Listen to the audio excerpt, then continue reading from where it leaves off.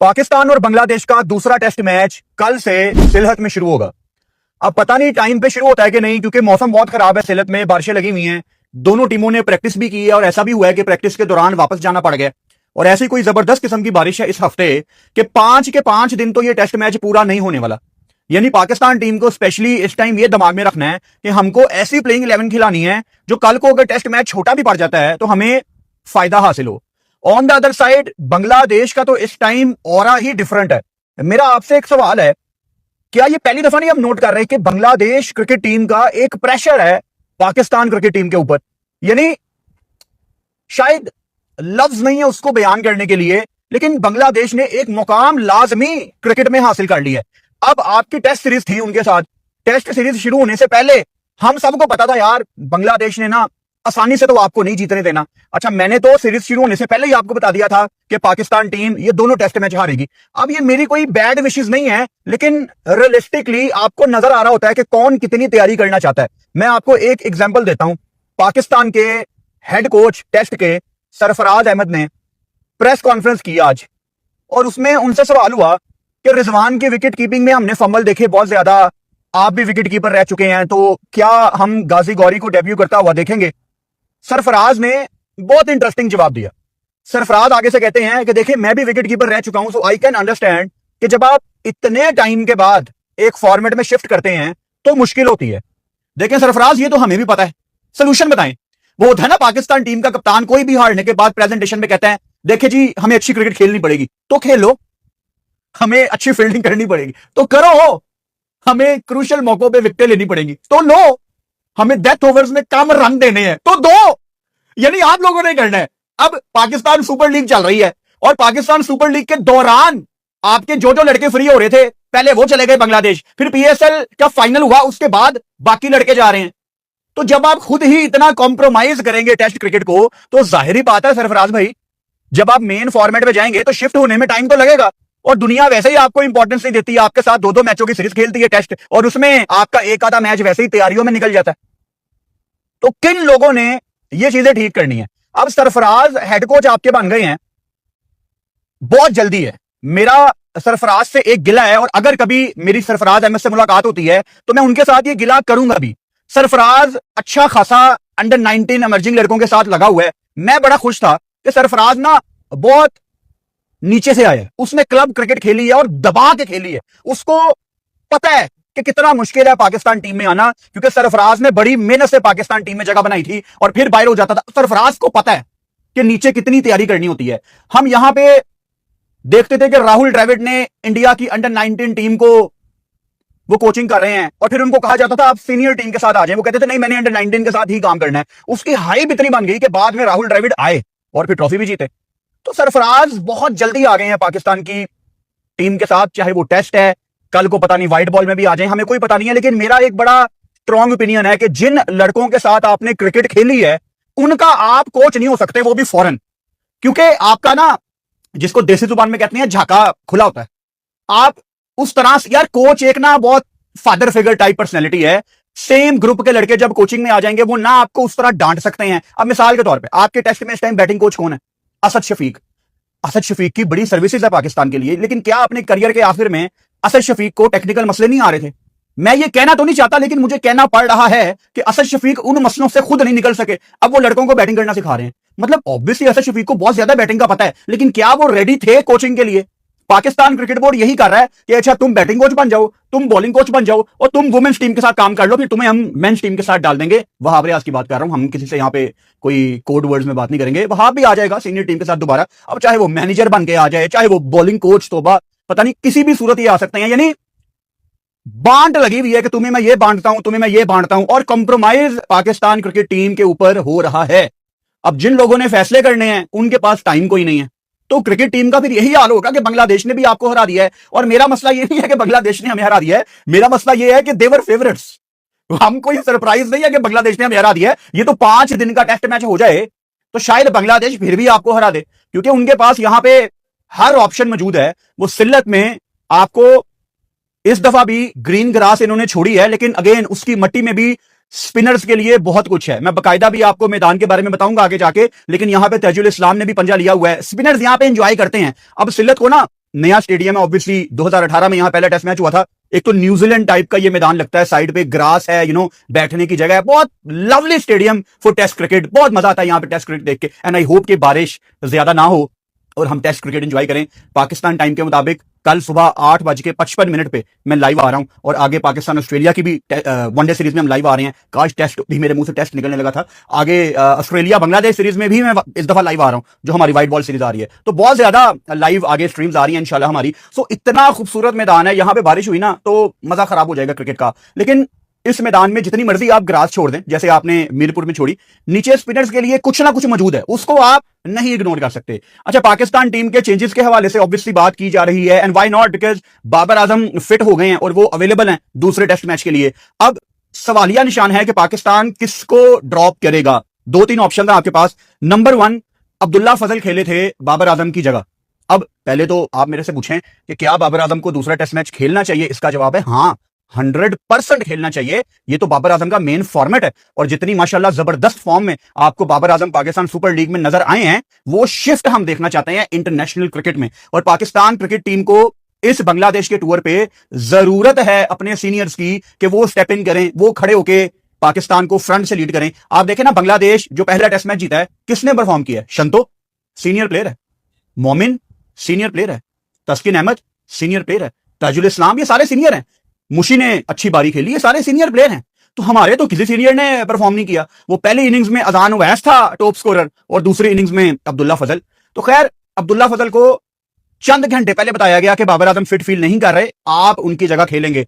तो अगर आप किसी सीनियर की जगह आते हैं तो आपको फिर जगह खाली करनी पड़ती है उसी सीरीज में, क्योंकि अब सीनियर प्लेयर फिट हो गए हैं। तो अब्दुल्ला फजल मुझे लगता है कि एक आसान डिसीजन है उनको रेस्ट कराना, लेकिन पता कोई नहीं है, शायद ये ऊपर से इमाम को ड्रॉप कर दें, और इमाम के पाकिस्तान में कुछ खास चाहने वाले भी नहीं है, और इसमें मेरा कोई कसूर नहीं है। इमाम, आप अवे टूर्स पे कुछ करते ही नहीं है, आप दूसरी इनिंग्स में कुछ करते ही नहीं है। मतलब इमाम को 8 साल हो गए यार, कभी तो उसने टेस्ट में पाकिस्तान को मैच जितवाया हो। वो जितनी मुश्किल सिचुएशन होती है ना, वो इमाम साहब साइड पे निकल जाते हैं कि देखो जी आपने जो करना कर लो, मेरा तो कोई लेना देना नहीं है। इंपैक्ट प्लेयर नहीं है इमामुल हक, और इसमें इमाम चाहे जितना मर्जी माइंड करे, वो नहीं है यार। आप देखो, अब्दुल्ला शफीक टीम में नहीं है, लेकिन अब्दुल्ला शफीक की फिर भी आपको श्रीलंका में बारी याद आ जाती है यार, उसने कुछ किया था।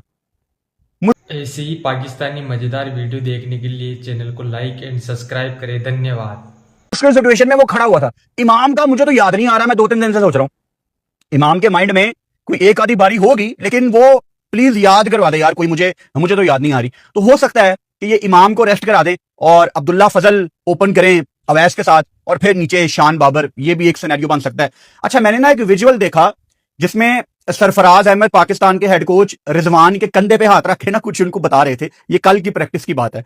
पता नहीं, मुझे हल्की सी वाई कि सैफी रिजवान को बता रहा है कि भाई आप नहीं खेल रहे।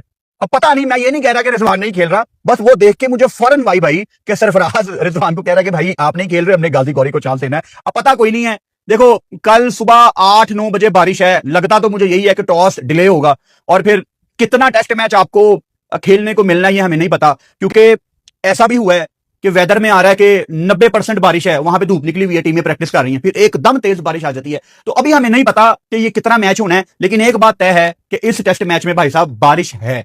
अब हम बस ये दुआ कर सकते हैं कि कम से कम बारिश आए। तो मुझे लगता है कि उस टाइम लगा था कि शायद वो विजुअल देख के रिजवान को कहा गया कि आप नहीं खेल रहे, बट लेट्स सी। लेकिन एट द सेम टाइम मैं ये भी आपको बताना चाहता हूं कि मुझे बड़ी ज्यादती लगती है उन लड़कों के साथ जो एक ही फॉर्मेट खेलते हैं। अब चाहे वो इमाम है, चाहे वो साउद है, आप अगर एक फॉर्मेट खेलते हैं और उस फॉर्मेट का आपका मैच अगर आ ही गया है 3-4 महीने के बाद, उसमें एक मैच के बाद आपको बाहर बिठा दिया जाए, ये मुझे थोड़ी उस प्लेयर के साथ ज्यादती लगती है। मैं इमाम का कोई बहुत बड़ा टेस्ट मैच में मदार नहीं हूं, मैं साउद को टेस्ट क्रिकेट में देखना चाहता हूं। एक मैंने आपको वो प्लेयर बता दिया जो मुझे टेस्ट में समझ नहीं आता, टेस्ट में भी समझ नहीं आता इमाम, और दूसरा साउद मुझे टेस्ट में समझ आता है।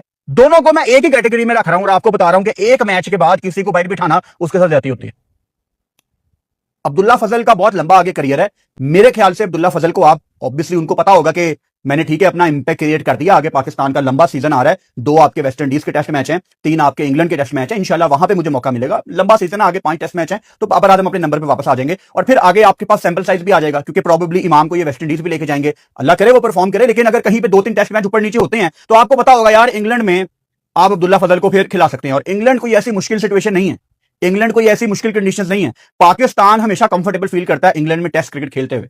वहां पे आपके जितने भी डेब्यू हुए हैं बड़े मजे के डेब्यू हुए हैं। और अब तो पिछले 3-4 साल से इंग्लिश समर इतना गर्म रहना शुरू हो गया है कि आपकी विकेट से बिल्कुल नमी निकली होती है, सीधा फटा विकेट होता है। तो वहां पे कोई आपको वो एलियन कंडीशंस इस दफा नहीं मिलनी, और आप लेट जा रहे हैं थोड़ा, आप अर्ली समर में नहीं जा रहे। न्यूजीलैंड खेल रही है उनके साथ, आप लेट जा रहे हैं अगस्त में, तो वहां पे ठीक ठाक धूप लगी होगी विकेटों को। तो वो जब टाइम आएगा हम उस पर बात करेंगे। तो चेंजेस तो मुझे यही समझ आ रहे हैं। अब दूसरा एक चेंज हो गया हमारा बाबर एंड अब्दुल्ला फजल। दूसरा चेंज देखो, अगेन हमने पिच नहीं देखी। स्पिनर्स ने गेम में आना ही आना है, वो चाहे चौथे दिन आए 5वें दिन आए। अब पता नहीं कितनी बारिश होती है, अगर तो बहुत ही ज्यादा ओवरकास्ट कंडीशन है। अब मैं आपको याद करवा देता हूं, ढाका में, मीरपुर में जो मैंने आपको बताया था कि स्पिनर्स का रोल आएगा, वो क्यों मैंने आपको बताया था, क्योंकि तीसरे चौथे 5वें दिन विकेटों को धूप लग रही थी। धूप लग रही थी, थोड़ी सी बारिश आई बाद में, लेकिन विकेट को धूप लग चुकी थी। बेसिकली क्रैक्स ने खुलना होता है, लेकिन अगर यहां पे धूप ही नहीं निकलती तो फिर तो क्रैक्स नहीं खुलेंगे। तो फिर तो शायद आपको एक ही स्पिनर के साथ जाना चाहिए, एक तो होना चाहिए शायद नुमान ही। तो अगर फास्ट बॉलर आपने 2 रखने हैं तो ऑब्वियसली हसन और अब्बास तो होंगे। तीसरा अगर आपने चेंज करना है, वो मेरा ख्याल है खुरम शहजाद अंदर आते हैं शहीन शाह अफरीदी की जगह। तो यही 2 चेंजेस हमें समझ आते हैं। तीसरा शायद रिजवान की जगह गाजी गौरी। ये मेरी चाहत नहीं है, लेकिन जो मैंने सीन्स देखे हैं प्रैक्टिस में, वहां से मुझे लगा, जैसा कि मैंने आपको बताया। अच्छा, इस मैदान में, इस खूबसूरत सिलत के मैदान में आज तक भाई साहब सिर्फ और सिर्फ 5 टेस्ट मैच खेले गए हैं। बताया ना आपको कि ये नया मैदान है। 2018 में यहां पहला टेस्ट मैच हुआ था, और इसका सैंपल साइज बहुत इंटरेस्टिंग है और बहुत खौफनाक है। खौफनाक से मेरा मतलब है कि यहां पे जितने भी टेस्ट मैच हुए हैं ना, बेसिकली यहां पे 5 टेस्ट मैच हुए हैं। उन 5 टेस्ट मैचों में जो 4 टेस्ट मैच हैं वो वन साइडेड खत्म हुए हैं, यानी बड़े बड़े मार्जिन से यहां फैसले आए हैं। मिसाल के तौर पे यहां पहला टेस्ट मैच होता है 2018 में बांग्लादेश वर्सेस जिम्बाब्वे। जिम्बाब्वे ने वो टेस्ट मैच 151 रन से जीता, बहुत बड़ा मार्जिन है ये। दूसरा टेस्ट मैच यहां पे बांग्लादेश वर्सेस न्यूजीलैंड का होता है। बांग्लादेश ने ये टेस्ट मैच 150 रन से जीता, यानी पहले 2 टेस्ट मैच यहां 150 के मार्जिन से खत्म हुए हैं, वन साइडेड। तीसरा टेस्ट मैच ओए होए होए, यहां पे बांग्लादेश और श्रीलंका का होता है, और श्रीलंका ने 328 रन, 328 रन से ये टेस्ट मैच जीता था। बहुत बड़ा मार्जिन है भाई ये।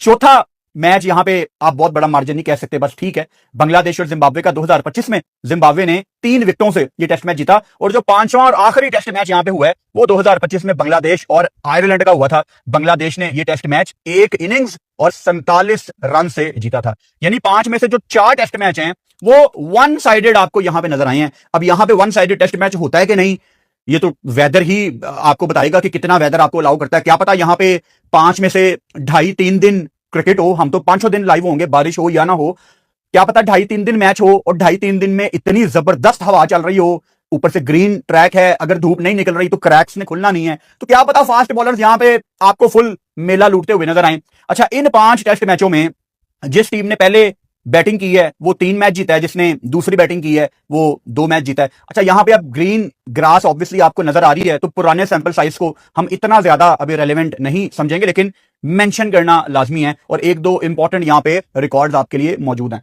जो आपको इंकरेज करेंगे कि अच्छा यार ये फ्यूचर में हमें देखना पड़ सकता है।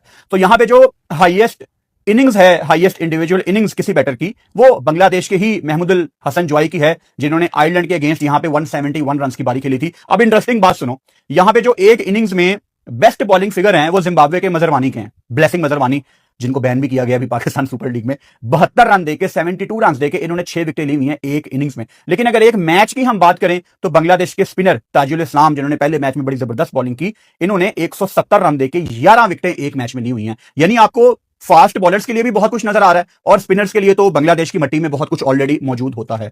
अच्छा, हाईएस्ट टीम इनिंग्स, यानी किसी एक टीम का सबसे ज्यादा स्कोर इस मैदान में, वो बांग्लादेश ने 387 फॉर 8 यहां पे डिक्लेयर किया हुआ है अगेंस्ट आयरलैंड बैक इन 2025। और यहां पे अगर लोएस्ट टोटल की बात करें तो 143 पे, 143 पे बांग्लादेश ही यहां पे ऑल आउट हुई है। अच्छा, यहां पे जो एवरेज रन पर विकेट है, यानी कितने रन के बाद पहली विकेट तकरीबन गिरती है, वो 27-28 रन है, और एवरेज स्कोर बैटिंग फर्स्ट वो 270 है। बड़ा छोटा सैंपल साइज है, लेकिन इंटरेस्टिंग है। एक तो वो बात आपने याद रखनी है कि काफी वन साइडेड मुकाबले यहां पे आपको देखने को मिलते हैं, और सब कुछ डिपेंड करता है अगेन कि वेदर आपको कितना अलाउ करता है। अब पाकिस्तान जब हर लिहाज से बेहतरीन कंडीशन होती है, आपको चीजें पहले से पता होती हैं, पाकिस्तान तो तब भी अपनी प्लेइंग 11 ठीक नहीं बना सकता। यहां पे तो इनको पता ही नहीं है, एक आसान एक्सक्यूज है।